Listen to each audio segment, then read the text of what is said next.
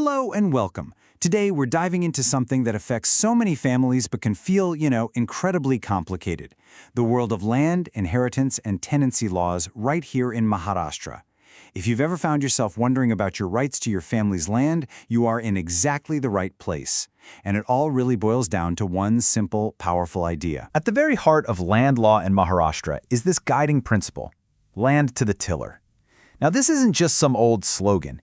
It's a truly revolutionary idea that has completely shaped who gets rights to the land, basically empowering the people who actually work it. You're going to want to keep this phrase in the back of your mind, because it is the key to understanding everything else we're about to talk about. All right, so before we can even begin to talk about who owns what, we have to start with the single most important piece of paper in this whole puzzle. You can think of it like your land's official ID card. It's the ultimate source of truth. And this is it, the Bhumi Abhalekh, or the land record.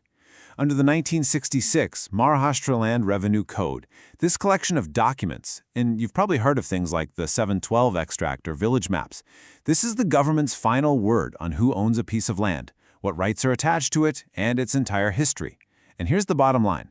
Every single right we talk about today has to be written down here to be truly safe. Now, let's get to what is often the real emotional center of all this: inheritance.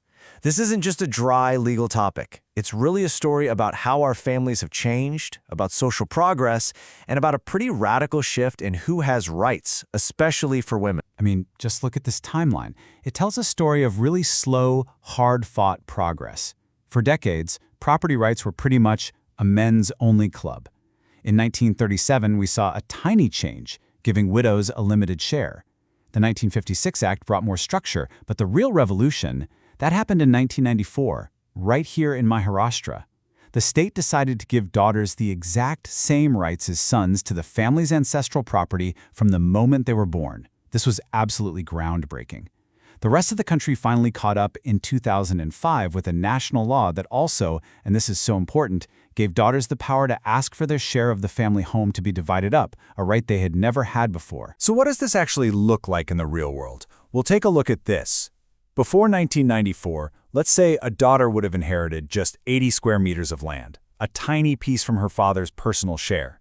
But after that 1994 Maharashtra law, an unmarried daughter in the very same family would get 400 square meters, an equal share with her brothers.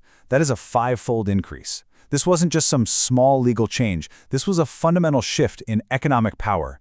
It changed lives. So one of the most common questions is, if someone passes away and there isn't a will, who's first in line? The law is actually very clear on this. It defines a group called Class 1 heirs. And these are the folks with the primary, number one right to the property. As you can see, the list starts with the immediate family: son, daughter, widow, and mother. It also smartly includes the children of any son or daughter who might have already passed away. The key thing to know here is that these people have the strongest legal claim, full stop. Okay, let's circle back to that core idea we started with: land to the tiller. Because this isn't just about inheritance, it also created a really unique protected status for a specific person in Maharashtra law: the tenant, also known as the cool. Now, the law is extremely precise about who gets to be called a khalil.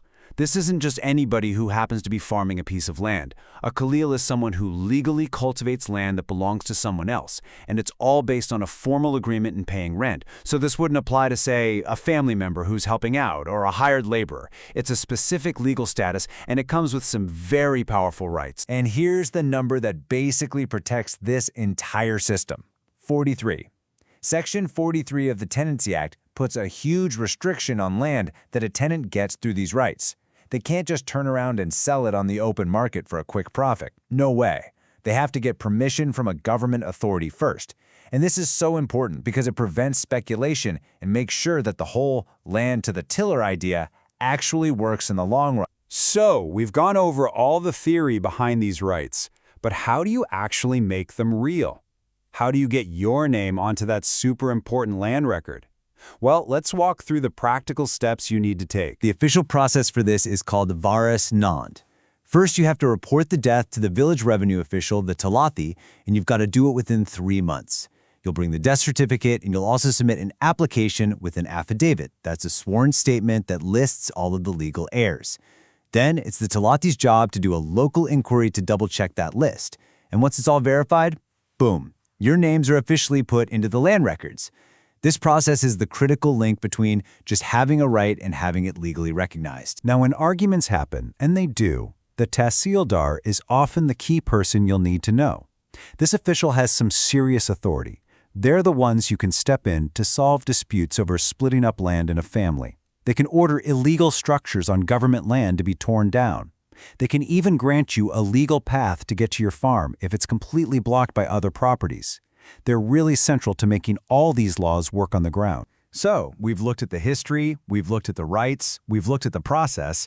Let's pull it all together now and talk about why understanding all of this, and more importantly, acting on it, is so absolutely vital for protecting your family's legacy. If there is one single thing you take away from this explainer, please let it be this: your rights are not automatic. Just being a legal heir doesn't magically protect your inheritance.